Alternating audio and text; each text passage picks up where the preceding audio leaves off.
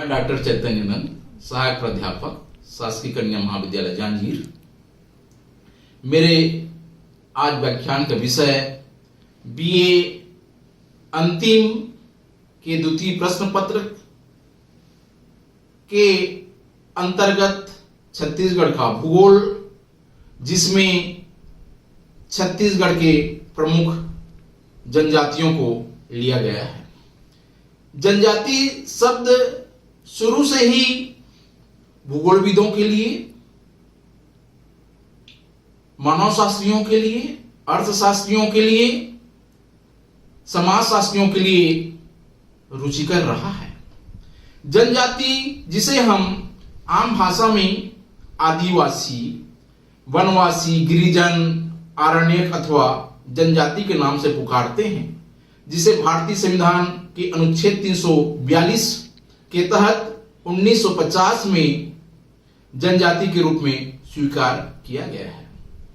जनजाति शब्द को विभिन्न विचारकों ने, विद्वानों ने अपने अपने ढंग से परिभाषित करने का प्रयास किया है।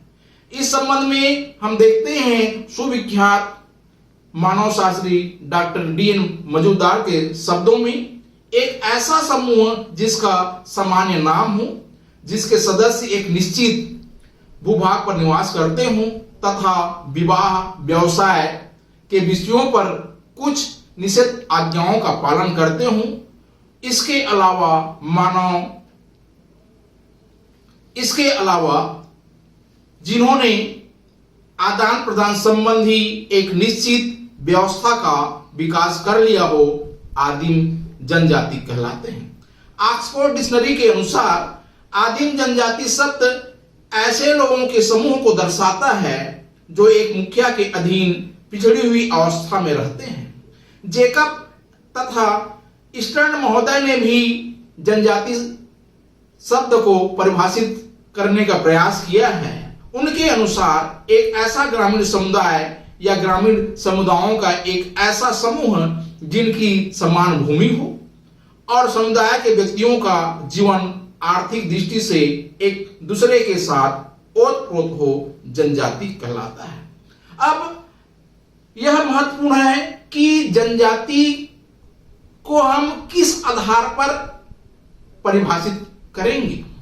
जनजाति मुंह पर जो पाई जाने वाली जो लक्षणें हैं, उन लक्षणों को आधार मानकर प्रोफेसर A.R. देसाई महोदय ने जनजातियों की विशेषताओं को बतलाने का प्रयास किया है। पहला, ये प्रायः जगत से दूर अर्थात सभ्य जगत से दूर पर्वतों, पठारों एवं दुर्गम जंगलों में निवास करते हैं। दूसरा, उनकी अपनी एक भाषा या बोली होती है।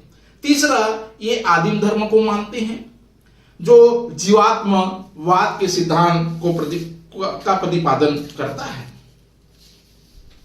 ये निग्रोटेज, ऑस्ट्रेलाइड या मंगोलाइड में से एक प्रजाति समूह से संबंधित है।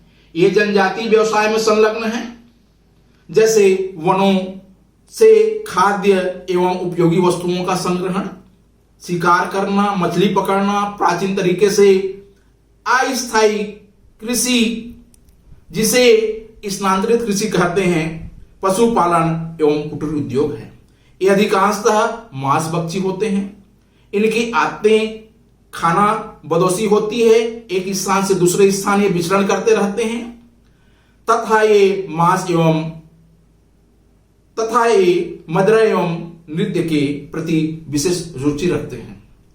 2011 की जनगणना के अनुसार राज्य में 42 जनजातीय समूह निवास करती है। छत्तीसगढ़ एक जनजाति बहुल्य राज्य है। 2000 की जनगणना के अनुसार राज्य में जनजातियों की कुल संख्या 18,22,902 है, जो कि राज्य की कुल जनसंख्या का 30.62% है। भौगोलिक परिस्थितियों एवं राज्य के विभिन्न क्षेत्रों में निवास करने वाले जनजातियों को भौगोलिक आधार पर 3 भागों में बांटा जा सकता है। पहला है उत्तरी जनजातीय क्षेत्र। इस क्षेत्र के अंतर्गत राज्य के सरगुजा, कोरिया, सूरजपुर, बलरामपुर, जसपुर, रायगढ़, बिलासपुर, मुंगेली, कोरबा एवं जांजगीर चांपा के जिलों को सम्मिलित किया गया है। सरगुजा संभाग के अधिकांश क्षेत्र पर्वतीय एवं पठारी हैं, जिनकी ऊंचाई समुद्र सतह से 1000 से 4000 फीट तक है। यहाँ की प्रमुख जनजातियां उरांव, कोरबा एवं कंवर हैं। कोरबा जनजाति पर्वतीय एवं पठारी भागों में सघन वनों के मध्य निवास करती है, जबकि उरांव एवं कंवर जनजाति मैदानी भागों में पाई जाती है। दूसरा, मध्य जनजातीय क्षेत्र। इस क्षेत्र के अंतर्गत राज्य के धमतरी, रायपुर, महासमुंद, दुर्ग, राजनांदगांव, कबीरधाम, बेमेतरा, बालोद, बलौदाबाजार एवं गरियाबंद जिले को सम्मिलित किया गया है। यहाँ की प्रमुख जनजातियां कमार, हलवा, भतरा एवं इजभार हैं। तीसरा, दक्षिणी जनजातीय क्षेत्र। इस क्षेत्र के अंतर्गत राज्य के दंडकारण्य प्रदेश के कांकेर, नारायणपुर, कोंडागांव, बस्तर, बीजापुर, दंतेवाड़ा एवं सुकमा जिलों को सम्मिलित किया गया है। इन जिलों में निवास करने वाली प्रमुख जनजातियां गोंड, हलवा, माड़िया, हलबी, अबुझ माड़िया, परजा एवं भतरा है। जनजातियों का अब हम प्रादेशिक वितरण के रूप में अध्ययन करेंगे। राज्य की अनुसूचित जनजातियों को उनकी संख्या के आधार पर निम्नलिखित भागों में बांट सकते हैं। पहला, सर्वाधिक अनुसूचित जातियों के क्षेत्र। राज्य में सर्वाधिक जनजातियों के 8 जिले हैं, जिसमें से दंडकारण्य प्रदेश के 6 जिले सुकमा, बीजापुर, नारायणपुर, दंतेवाड़ा, कोंडागांव एवं बस्तर है। बघेलखंड पठार के अंतर्गत बलरामपुर एवं जसपुर सामरी पाट के जसपुर है। दंडकारण्य प्रदेश पर्वतीय पठारी है, जहां के सघन वनों के मध्य ये जनजातियां निवास करती हैं। आवागमन के साधनों का अभाव के फलस्वरूप ये जनजातियां समाज के मुख्य धारा से अलग हैं। वनोपज इनके आजीविका का मुख्य साधन है।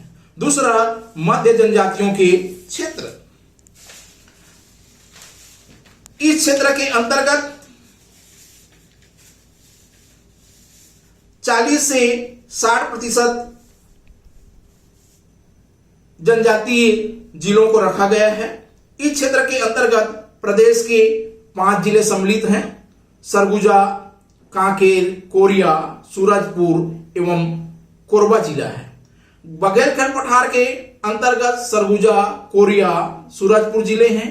कोरबा जिला हसदो नदी घाटी पर स्थित है, जबकि कांकेर दंडकारण्य प्रदेश का प्रवेश द्वार है।